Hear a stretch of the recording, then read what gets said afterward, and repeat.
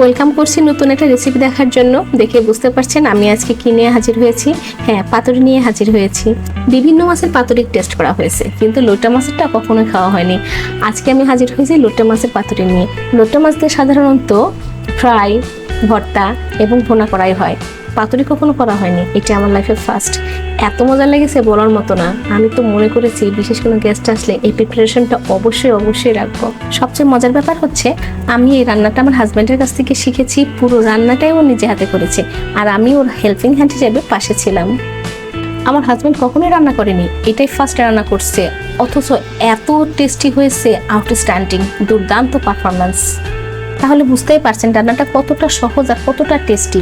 16 আনাই বাঙালি আনা। মাছটাকে পরিষ্কার করে ধুয়ে মাঝখান থেকে কেটে নিয়েছি। আমি কাটার পরামর্শটা দিয়েছি, ও আস্ত রাখতে চেয়েছিল, কারণ আমি তো ফার্স্ট আমি ভয় পাচ্ছি যদি ভেঙে যায়। লোটটা মাছ তো এমনি নরম, তো ভয়ের কিছু নেই, মাছটাকে আস্ত রাখলেও হবে, ভেঙে যাবে না। লাগছে বড় রসুনের 5 কোয়া, কাঁচামরিচ 4টা, শুকনো মরিচ 2টা, পেঁয়াজ বড় দেশি 4টা, গোলমরিচ সামান্য, জিরা হাফ চা চামচ, এবং এখানে লোট্টা মাছ আছে 300 গ্রামের মতো। তো ও এখন বললো সবগুলো কাঁচা মশলা সরিষার তেলে ভেজে নিতে হবে। তো যে বলা সেই কাজ, আমি ওকে ভাজাভাজিতে সাহায্য করলাম। এখানে আমি শুকনো মরিচটা আগে দিয়ে দিয়েছি, কারণ শুকনো মরিচ ভাজতে একটু সময় লাগে। তারপরে দিয়ে দিয়েছি কাঁচামরিচ, পেঁয়াজ একে সবগুলো দিয়ে দিয়েছি। ডিরেকশন অনুযায়ী পেঁয়াজটা বেরেস্তা হবে না, কিন্তু গোল্ডেন ব্রাউন কালার আসবে। হ্যাঁ, যে কথা সেই কাজ। ব্রাউন কালার আসছে, আমি তুলে নিলাম। মাশাআল্লাহ, মশলা ভাজাটা খুব সুন্দর হয়েছে, সুন্দর একটা কালার আসছে, আর এত দারুণ একটা ফ্লেভার আসছিল, খুব ভালো লাগছিল।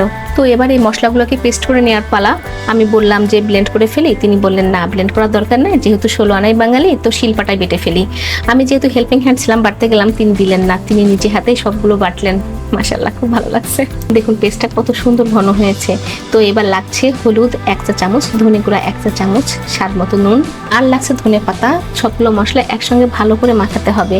সেই সাথে আমি অ্যাড করেছি সরিষা বাটা 1 চা চামচ, আদা বাটা 1 চা চামচ।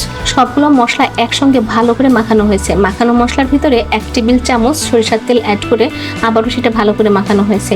এবার এটা দেখে মনে হচ্ছে এটা একটা মশলার ভর্তা। এই ভর্তাটা দিয়ে অনায়াসে 1 প্লেট ভাত খেয়ে নেওয়া যাবে। তো এবার কেটে ধুয়ে রাখা মাছগুলো মশলার ভিতর দিয়ে ভালো করে মাখাইলো। এত সুন্দর করে মাখাইলো, আমি শুধু তাকিয়ে থেকে দেখলাম, বাবা প্রথম রান্না করছে, তাও কি সুন্দর করে মাখাইলো, বাবা যায় না। পাতুরির জন্য পাতিল সিলেক্ট করা হয়েছে। এখানে সরিষার তেল ছড়িয়ে দিয়ে ব্রাশ করে নেওয়া হয়েছে। আজকের পাতুরিটা আমরা কলা পাতা দিয়ে করব। পাতুরি চাল কুমড়ার পাতা, লাউ পাতা দিয়েও করা যায়, ওই ক্ষেত্রে পাতাটা ফেলতে হয় না, পাতাটাও খাওয়া যায়। তো কলা পাতাগুলো আমি পাতিলে সেট করছি। তার আগে পাতাগুলো ধুয়ে মুছে পরিষ্কার করে নেওয়া হয়েছে। পাতার কয়েকটা লেয়ার দেওয়া হইলো। এবার ও নিজে হাতে মাছগুলো সেট করতেছে পাতার উপরে, এবং মশলাগুলো উপর দিয়ে সুন্দরভাবে মাখিয়ে দিচ্ছে।